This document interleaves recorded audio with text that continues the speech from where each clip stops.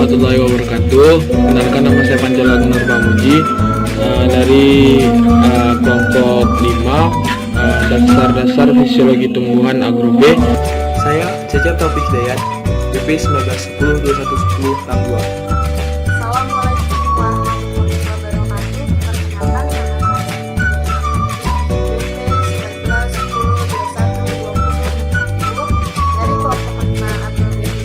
Assalamualaikum warahmatullahi wabarakatuh. Perkenalkan, nama saya Fadila Rahma Felaza, BP 1910 21 Agro B dari kelas Fisiologi Tumbuhan, kelompok 5.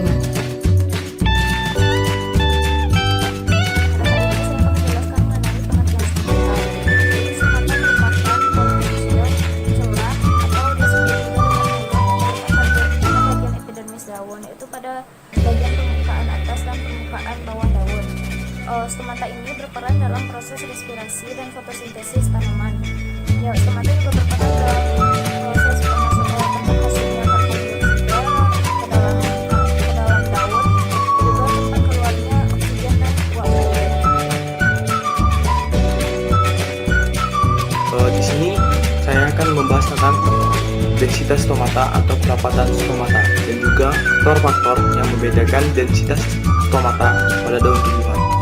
Densitas stomata atau perapatan stomata ini tergantung pada jumlah stomatanya. Persatuan daun. Semakin banyak jumlah stomata, maka semakin rapat stomata. Jumlah stomata dapat dipengaruhi oleh beberapa faktor, seperti faktor eksternal, yaitu sinar atau cahaya matahari. Semakin rendah intensitas cahaya, maka semakin sedikit pula jumlah stomata dari suatu tanaman.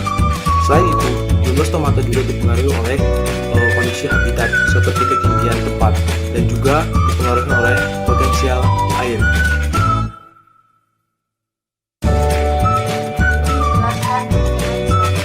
Berikut tipe-tipe stomata berdasarkan asal sel tetangganya.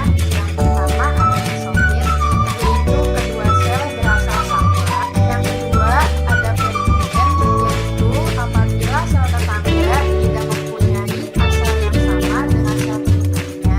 Selanjutnya yang ketiga ada mesoperigen, yaitu apabila sel tetangga sedikitnya satu saja memiliki asal yang sama dengan sel penutupnya. Saya sekarang akan menjelaskan tentang tipe stomata berdasarkan letak penebalan pada sel penutupnya. Pada tipe stomata ini yaitu ada 4 untuk sel penutup, yaitu ada yang pertama ada tipe Amiridaceae, yang kedua itu ada tipe Graminae, yang ketiga itu ada tipe Aminum, yang keempat itu ada tipe Helloborus. Ya, saya akan menjelaskan tentang tipe stomata berdasarkan penyebarannya. Tipe stomata pada penyebaran tanamannya itu terdapat 5 tipe, yaitu yang pertama ada tipe apel atau tipe murde, yang kedua itu ada tipe kentang, yang ketiga ada tipe oar, yang keempat itu ada tipe lili hutan, dan yang kelima itu ada tipe Potamogeton.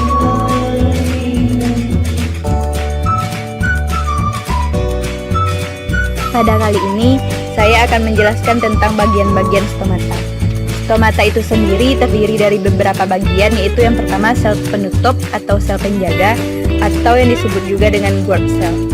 Yang selanjutnya ada sel tetangga atau subsidiary cell. Yang selanjutnya ada celah atau chakrus. Lalu ada ruang udara di dalam atau stomata chamber.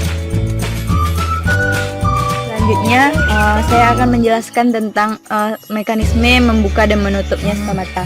Yang pertama, mekanisme menutupnya stomata. Stomata menutup karena air dari sel penutup kembali ke sel tetangga.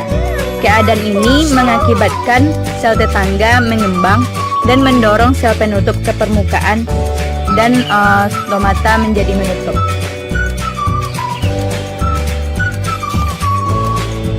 Selanjutnya ialah mekanisme membukanya stomata.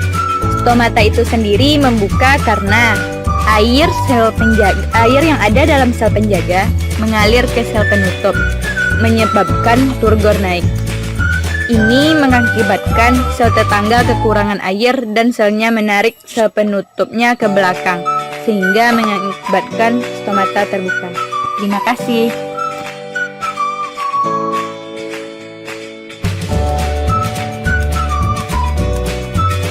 Faktor-faktor yang mempengaruhi buka tutupnya stomata dipengaruhi oleh beberapa faktor.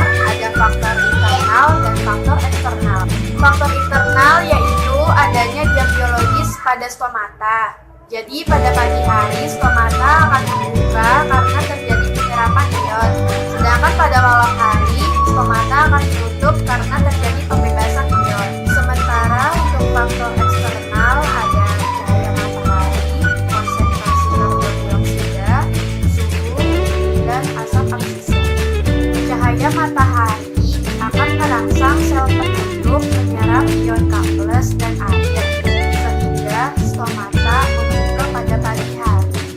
Stomata akan menutup apabila intensitas cahaya, temperatur, dan penguapan air terjadi secara berlebihan. Yang kedua ada suhu tubuh tanaman.